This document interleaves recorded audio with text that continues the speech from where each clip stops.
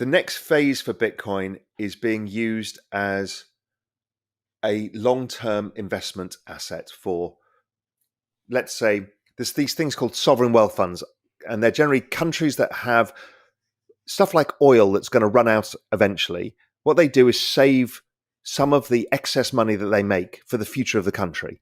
They're called sovereign wealth funds. Abu Dhabi have them. Singapore has them for different reasons. A whole bunch of these countries. Those people are starting to wake up and say, this is a great asset for our future population's wealth.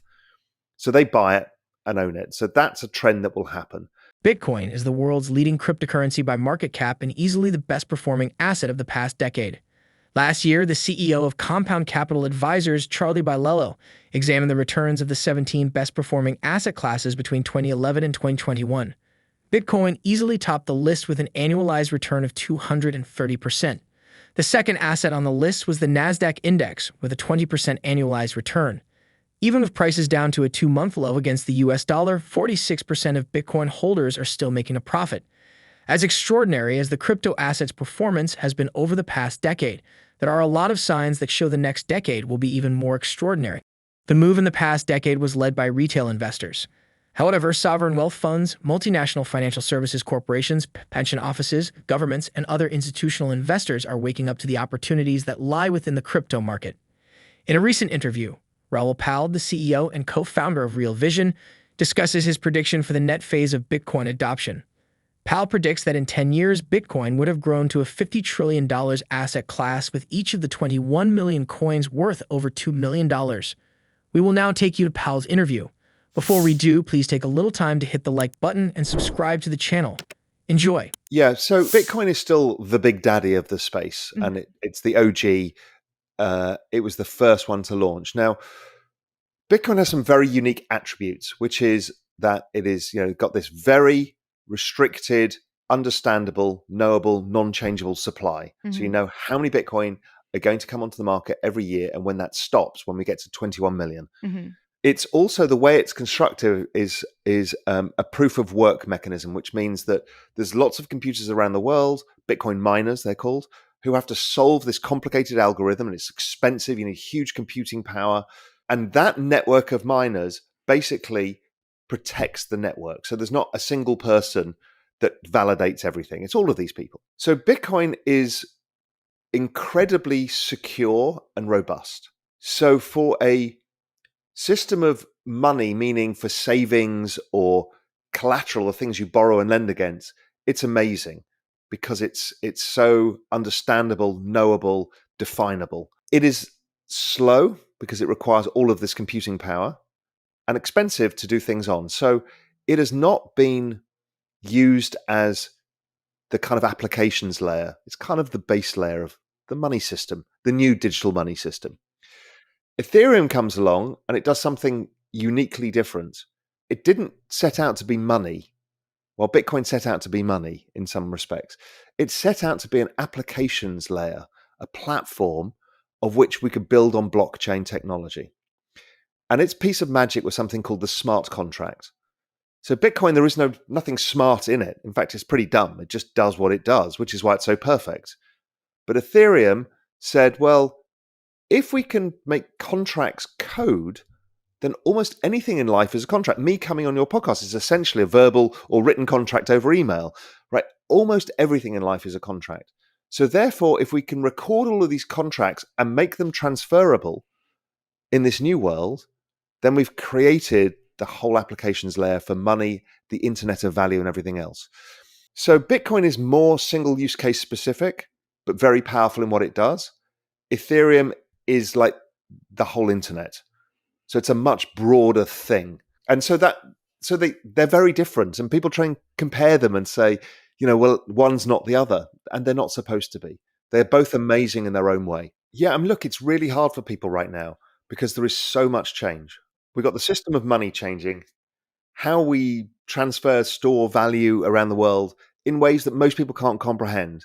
Your mum's going to be scratching her head going, I don't understand this. NFTs, what is this? This is all, right? Because it's fear of change. She knows her checkbook and she knows her credit card and she knows, that, whatever certain things that she cherishes have value. She can't get it. Okay, fine.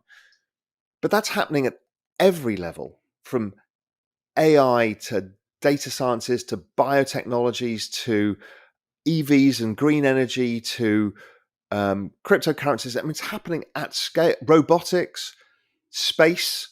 It's all happening at a speed of which humans have never gone through before. I call it the exponential age. It's the fastest period of change that mankind has ever lived through. And we're right at the epicenter when all of these things are going exponential. I mean, just look at the number of electric cars from 10 years ago, and where it'll be in another 10 years will be 5 times where it is here, or 10 times. Same with the number of satellites going to space, where it's now cheap for even a university to chuck up a satellite to monitor climate change, or AI. How things like Shopify have made it at scale available for people to have recommendations for stuff that you and I could never do, because you have to be a developer or you have to find the right team. But it's now happening at scale, and factories are just robots now. They don't need humans. It's scary. Pal describes our time as the exponential age with so much rapid growth in all sectors. Do you agree with him? How do you think that affects the development of Bitcoin and other crypto assets? Please drop your comments below. Let's get back to the interview so you can listen to Pal's amazing $2 million plus prediction for Bitcoin.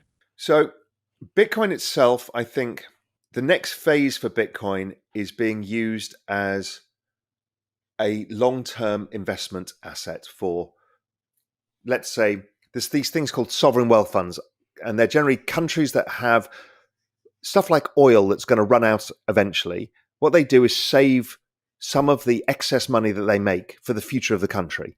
They're called sovereign wealth funds. Abu Dhabi have them. Singapore has them for different reasons. A whole bunch of these countries. Those people are starting to wake up and say, this is a great asset for our future population's wealth.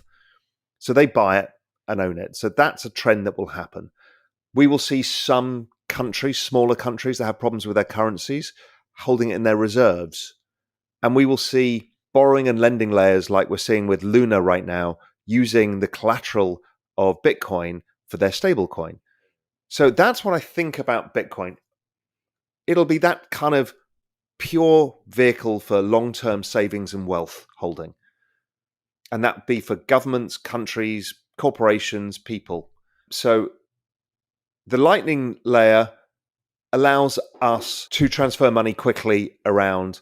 Is that any better or different than using other ones? I think in 10 years' time, we'll have this conversation.